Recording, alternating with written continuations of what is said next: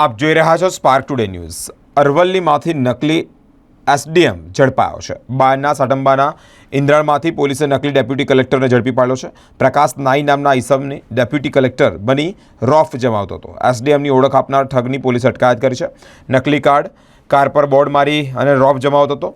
પડોશી જિલ્લા ખેડામાં જ અનેક કારસ્તાનનો ઇતિહાસ પણ તે પોતે ધરાવે છે। સ્થાનિક વિસ્તારમાં અન્ય ગુનામાં એસડીએમ હોવાનો રોફ જમાવતો હોવાનો ખુલાસો પણ સામે આવ્યો છે। ગયા મે મહિનામાં અરવલ્લી જિલ્લાના સાઠંબા પોલીસ સ્ટેશન ખાતે ક્રોસ રાયોટિંગના 2 ગુના દાખલ થયેલા, જેમાં એક ગુનો હતો એમાં ફરિયાદી તરીકે પ્રકાશભાઈ ધીરજભાઈ નાઈ એમના પત્ની ફરિયાદી હતા અને એની ક્રોસ જે કમ્પ્લેન હતી એમાં એ પોતે આરોપી તરીકે હતા।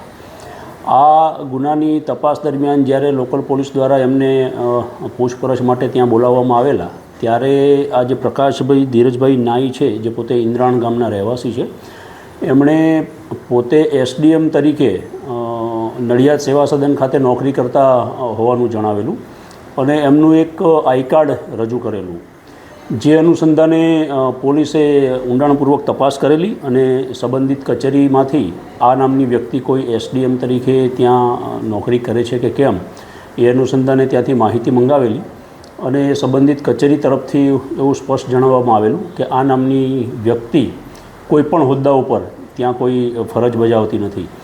જે અનુસંધાને ગઈકાલે આ જે આરોપી છે એમના વિરુદ્ધ સરકાર તરફે ગુનો દાખલ કરવામાં આવેલો છે અને આ જે આરોપી છે એમને ધોરણસર અટક કરવામાં આવેલા છે અને આજરોજ તેઓને નામદાર કોર્ટમાં રજૂ કરી અને રિમાન્ડ મેળવવાની તજવીજ કરવામાં આવશે।